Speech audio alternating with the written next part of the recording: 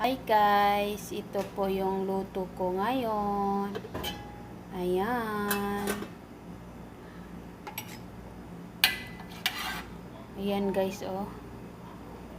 Rice na may gatas. Masarap to guys. Sobrang sarap. Ayan po, tikman natin.